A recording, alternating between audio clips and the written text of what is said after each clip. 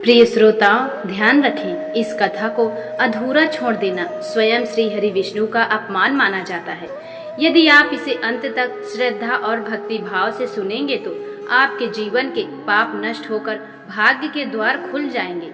केवल इस कथा का श्रवण करने मात्र से ही सहस्त्रों अश्वमेघ यज्ञ का पुण्य प्राप्त होता है। इसलिए कृपया एकाग्र होकर अंत तक इस कथा को सुनिए। यह कथा आपके जीवन को दिव्य आनंद और कल्याण से भर देगी। शास्त्रों में कहा गया है कि संसार रूपी सर्प के दंश से पीड़ित जीव जब एकादशी का व्रत करता है तो वह तुरंत सुख और शांति प्राप्त करता है। हरि भक्ति विलास के 12वें अध्याय में एकादशी व्रत की महिमा का विशेष वर्णन मिलता है। एक बार धर्मराज युधिष्ठिर ने भगवान श्री कृष्ण से प्रश्न किया कि हे प्रभु, हे दीनानाथ, भाद्रपद शुक्ल पक्ष में कौन सी एकादशी आती है और उसके पालन का फल क्या है? कृपया मुझे विस्तार में बताइए। तब भगवान श्री कृष्ण ने कहा, राजन, इस समय जो एकादशी आती है उसे पार्श्व या परिवर्तनी एकादशी कहते हैं। इसे वामन एकादशी और जयंती एकादशी भी कहते हैं। इसका पालन करने वाला व्यक्ति भक्ति सभी पापों से मुक्त होकर मेरे धाम को प्राप्त करता है। केवल इसी महिमा का श्रवण करने से ही मनुष्य पूर्व जन्मों के पाप से मुक्त हो जाता है। इस व्रत का पालन करने से सहस्त्र अश्वमेघ यज्ञ का फल प्राप्त होता है। इस दिन भगवान विष्णु क्षीर सागर में शेषनाग शैया पर कर्मठ बदलते हैं, इसलिए इसे परिवर्तनी एकादशी कहा जाता है। यह व्रत इतना पवित्र है कि इसके पालन से ब्रह्मा, विष्णु और महेश तीनों की पूजा का फल एक साथ प्राप्त हो जाता है। अब ध्यान पूर्वक सुनो, इसके साथ जुड़ी हुई एक पौराणिक कथा। त्रेता युग में बलि नामक एक असुर राजा था। यद्यपि वह असुर कुल में जन्मा था, लेकिन वह बड़ा धर्म प्रिय और भगवान का भक्त था।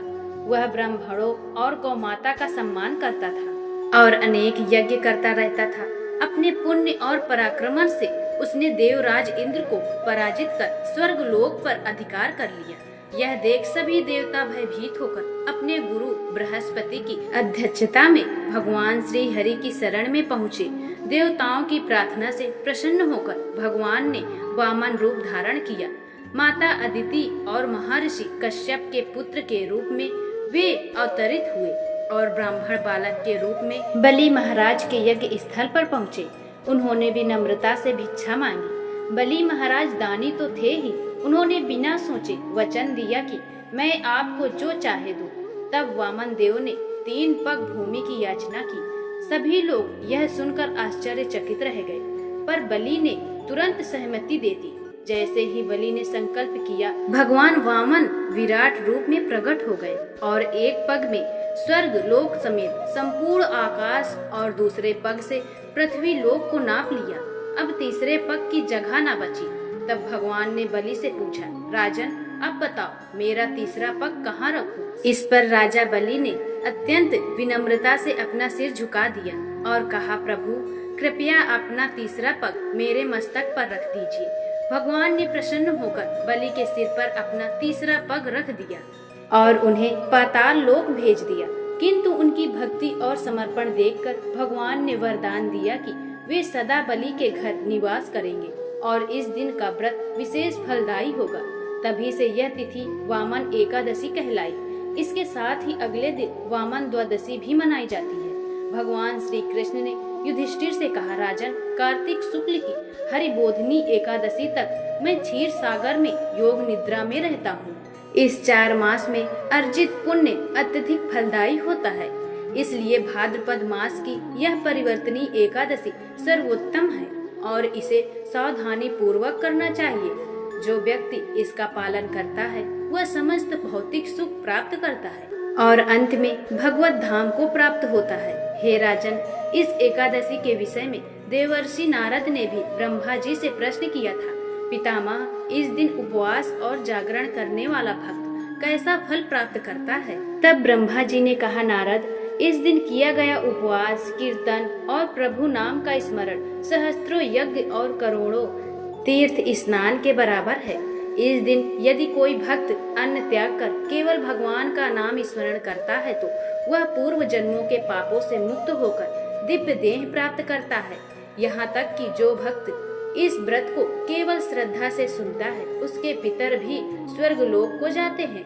भगवान श्री कृष्ण ने आगे कहा कि हे युधिष्ठिर, इस एकादशी पर जो भक्त संपूर्ण दिन जाग कर भजन कीर्तन करता है वह मेरे परम धाम में स्थान प्राप्त करता है। यदि कोई गृहस्थ केवल संध्या समय दीप प्रज्वलित करके मेरे वामन स्वरूप का ध्यान करता है तो उसके घर में कभी दरिद्रता नहीं आती। यहाँ तक कि कोई व्यक्ति यदि व्याधि से पीड़ित होकर उपवास ना कर सके और केवल कथा श्रवण करे तो भी उसे मुक्ति का मार्ग सहज प्राप्त हो जाता है। इस दिन जो भक्त तुलसी के पास बैठकर मेरे नाम का जप करता है उसके मुख से निकले एक एक नाम 1000 गायों के दान के बराबर फल देता है। और जो व्यक्ति इस व्रत के फल को दूसरों को सुनाता है या उसका प्रचार करता है वह स्वयं मेरे पूजनीय समान हो जाता है। इसलिए हे धर्मराज, तुम इस व्रत का पालन अवश्य करना और अपने प्रजाजनों को भी इसके लिए प्रेरित करना। हे युधिष्ठिर, अब सुनो इस व्रत की विधि।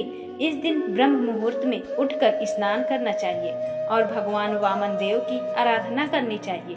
तुलसी को जल अर्पण करना चाहिए और हरे कृष्ण का महामंत्र का जप करना चाहिए। दिन भर भगवान की कथा श्रवण करना चाहिए।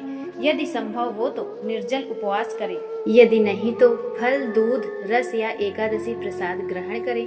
व्यर्थ के कार्य जैसे निंदा करना या अधिक सोना त्याग देना चाहिए और समय भगवान की सेवा और नाम जप में लगाना चाहिए।